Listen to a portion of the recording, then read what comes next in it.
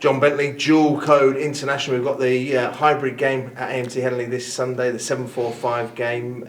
First of all, you're looking forward to it, and what do you think of the concept? I am looking forward to it, Phil, yeah. Concept's great. It'll be challenging, we'll come to that in a second, but I think it's remarkable in the sense that you look back at the two games, two wonderful games, Rugby League and Rugby Union, who had above 100 years of animosity. 1995, Rugby Union chose to come clean and turn professional, and looked over here and thought, there's a game of Rugby League there that's been professional 100 years, let's go pinch all the players and coaches. That's all settled down now, and of course, Sunday recognised there have been two great sports, played, very strongly across the corridor of the Pennines, who are coming together on Sunday afternoon to celebrate the lives of two very close individuals to us all, Doddie Weir and Rob Burrow, but at the same time to raise some funds for hopefully finding a cure one day to this horrendous condition. Ed Slater's obviously going to be in attendance, and I think it's fantastic that the players, a lot of which played a long time ago, some have played a little bit more recently, were coming together, and both games thrown into one.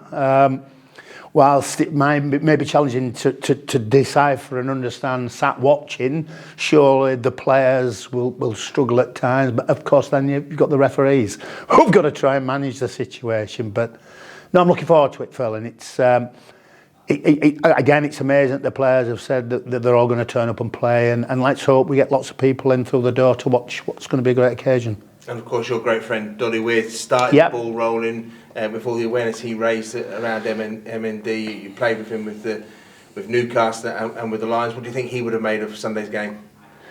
Well, first about Doddie, like you said, I had a couple of years playing with him at Newcastle, and we went on an amazing experience to South Africa.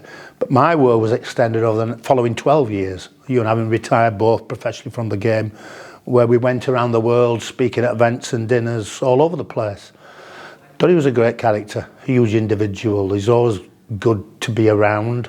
And it's a little bit like, I would liken Sunday to his memorial, actually. When he passed just nearly 2 years ago, that we all went up to celebrate his life, and we all discussed the following day that the problem with that was that Doddie loved a party. He loved an occasion, he loved an experience, and he missed it.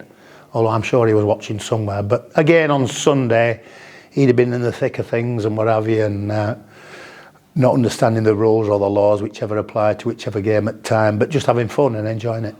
And you came from Rugby Union in the old amateur days into Rugby League. At that time, could you ever imagine a game like this taking place? Not at all, no. I personally got challenges of my own in '88 when I switched codes from playing Rugby Union to sign here at Leeds. 3 huge challenges. One in the sense that I was playing for Leeds. Nobody liked Leeds. They all thought they were the rich boys, the club that wasn't particularly winning much but expected a lot. I was also from Rugby Union, Phil, which you can imagine playing Rugby League they all thought I was soft. That never happened second time round. And of course I was a serving police officer, so you can imagine playing at Featherstone and Castleford and Wakefield and Hull, the stick I got. But I quite enjoyed that, actually. I relished in that opportunity. But no, it's crazy really when it's never been a problem in the corridor of the Pennines, the Rugby League and Rugby Union issue. Boys playing both sports have embraced both sports for as long as they're able to remember, 100 years I'm sure. But yeah, now that, obviously Rugby Union turning professional coincided with Rugby League going to the summer, we've 12 months of rugby to watch, and they sit alongside each other. Both sports have got their own challenges, but both sports are amazing in the sense that I've always said rugby's a sport that belongs to the people. It's a game that's got something for everybody, the tall, the small, the fast, slow, the fat, thin, the young, the old, the boys, the girls.